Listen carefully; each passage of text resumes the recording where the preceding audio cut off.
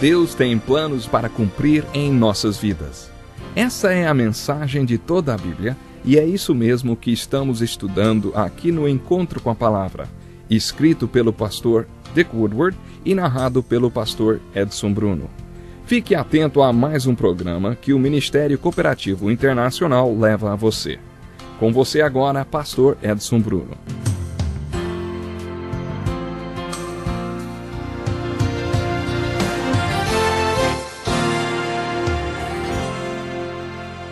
Olá, seja bem-vindo a mais um programa Encontro com a Palavra. Nós estamos estudando o Evangelho de João, versículo por versículo. E eu quero começar o programa de hoje estudando um pouquinho o versículo 18 do capítulo 7 de João. Diz assim, aquele que fala por si mesmo busca sua própria glória, mas aquele que busca a glória de quem o enviou, este é verdadeiro. Não há nada de falso a seu respeito. Sabe, eu gosto muito dessa descrição de amor que Jesus apresentou e com esta descrição podemos responder a mais uma das perguntas que são básicas no nosso estudo. Quem é Jesus? Jesus é a verdade. No capítulo 14, no versículo 6, Jesus afirmou, eu sou o caminho, a verdade e a vida. No capítulo 18, lemos as seguintes palavras de Jesus, por esta razão nasci, e para isto vim ao mundo, para testemunhar da verdade. Todos os que são da verdade me ouvem. É isto o que Jesus tem a dizer sobre a verdade, e é assim que ele se autodefine como a verdade e identifica o seu ensino com a verdade. Jesus é caracterizado como um homem da verdade porque ele não fala de si só, nem faz o que é do seu interesse. Como já vimos, ele é um com o Pai. O Pai lhe diz tudo o que ele deve fazer e dizer. E o Pai lhe disse para anunciar a verdade. O Pai o capacitou para isso. Foi exatamente isso que Jesus fez e por isto ele é a verdade. E não existe nada falso a seu respeito. Mas agora vamos começar comentando o versículo 19 do capítulo 7. Diz assim, Moisés não lhes deu a lei?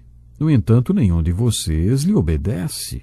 Por que vocês procuram matar-me?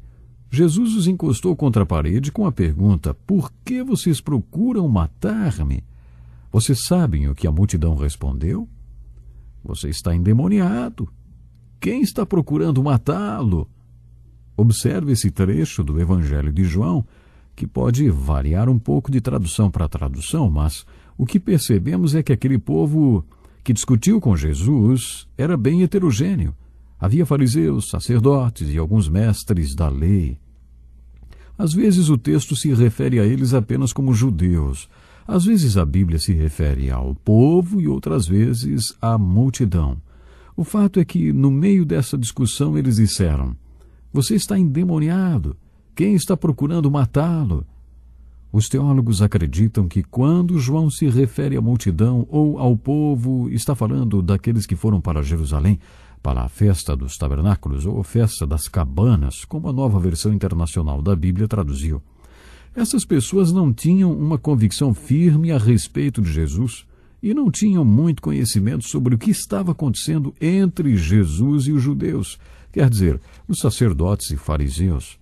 Segundo alguns desses teólogos, quando João se refere aos mestres da lei, também está falando dos sacerdotes e fariseus. Outros acham que quando João se refere aos judeus, está falando dos que eram de Jerusalém e que não sabiam o que estava acontecendo entre Jesus e as autoridades, mas estavam do lado dos mestres da lei, ou seja, dos fariseus e sacerdotes.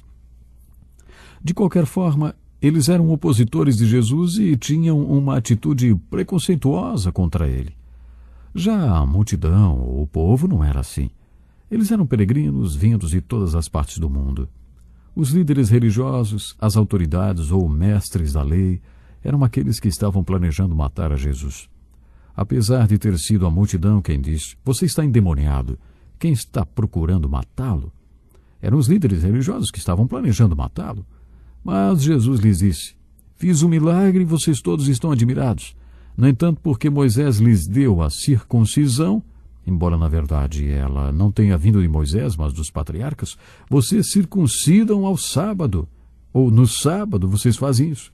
Ora, se o menino pode ser circuncidado no sábado para que a lei de Moisés não seja quebrada, por que vocês ficam cheios de ira contra mim por ter curado completamente um homem no sábado?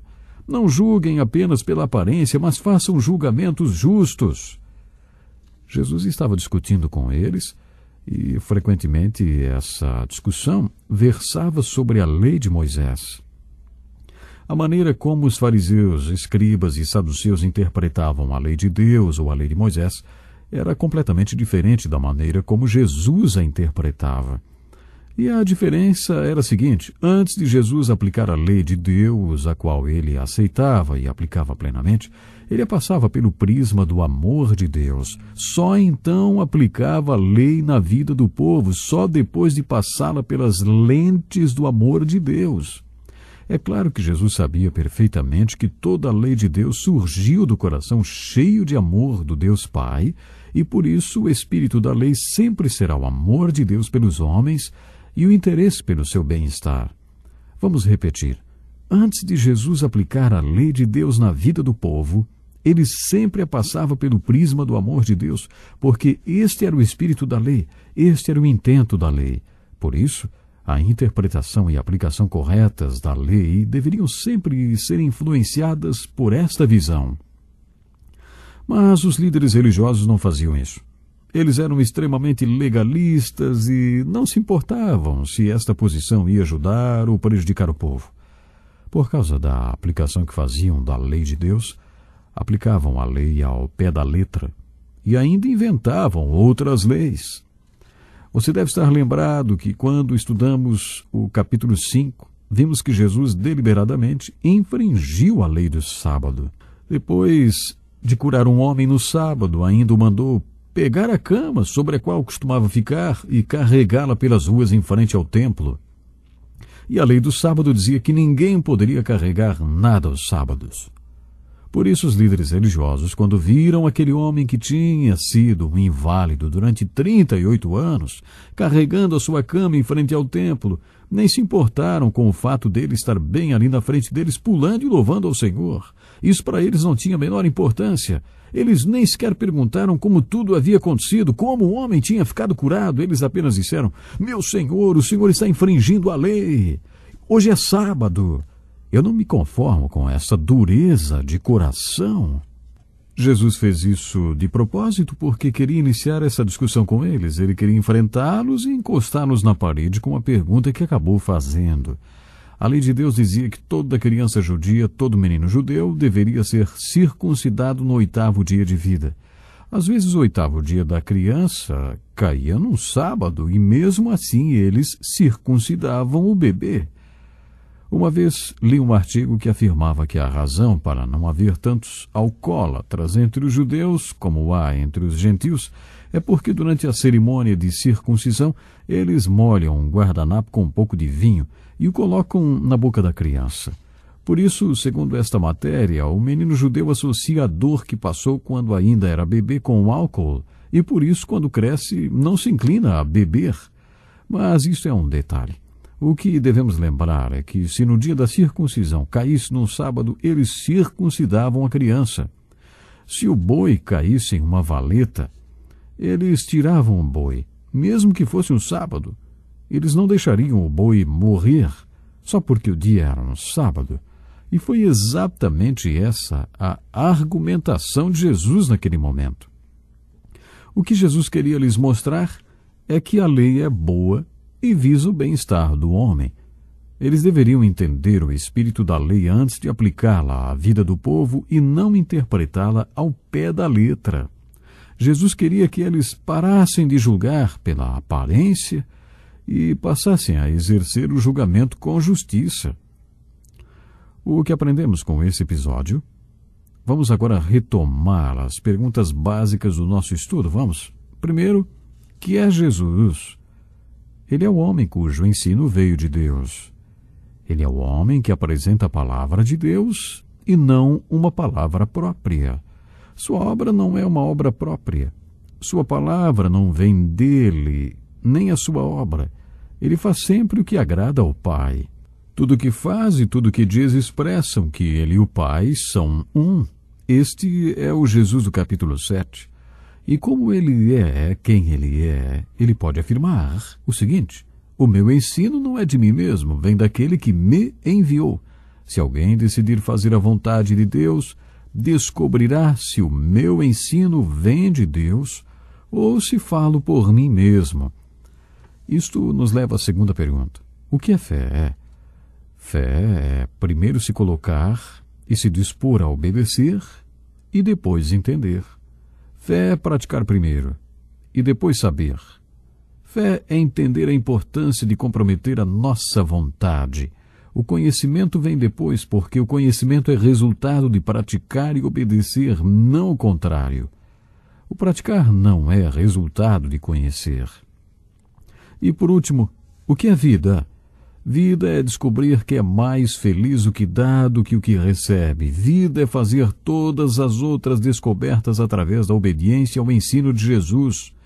Vida é abraçar o ensino de Jesus com a determinação de quem acredita que este é o único caminho que vale a pena conhecer. Pense em todas as mudanças que podem acontecer na sua vida como resultado de buscar a palavra de Deus, principalmente a palavra anunciada por Jesus. Procure entender quais eram os valores de Jesus e quais devem ser os nossos valores. Pense no tipo de vida que adquirimos quando fazemos isso. Este é Jesus. Isto é fé, isto é vida, de acordo com os primeiros 24 versículos do capítulo 7 de João. Quero terminar o programa de hoje mencionando como Jesus tinha muitos diálogos amigáveis com seus discípulos, por exemplo. Ele teve o Sermão do Monte, o Monte das Oliveiras, lembram? Nos capítulos 24 e 25 de Mateus. O maior sermão de Jesus, o Sermão da Última Ceia, registrado nos capítulos 13 a 16 do Evangelho de João. Bom, se você prestar atenção, vai observar que estes sermões, na verdade, foram conversas que Jesus teve com os seus discípulos. Jesus também ensinou através das discussões que ele teve. Ele teve uma discussão muito séria com os líderes religiosos dos seus dias. E o mais importante, Jesus mostrou o amor especial que tinha por cada um daqueles que estavam à sua volta.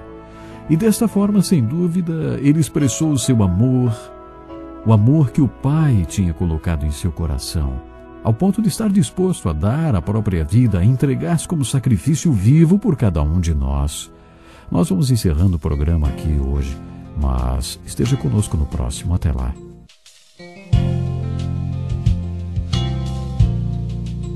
Que lição importantíssima. Obrigado, Pastor Edson Bruno. Prezado ouvinte, coloque em prática o que você ouviu aqui. Sem dúvida, sua vida será grandemente abençoada. Este é um estudo escrito pelo Dr. Dick Woodward, na voz do Pastor Edson Bruno. Escreva-nos e solicite o material. Nosso endereço é Encontro com a Palavra, Caixa Postal 2011, CEP 89201-970, Joinville, Santa Catarina. Até o nosso próximo Encontro com a Palavra.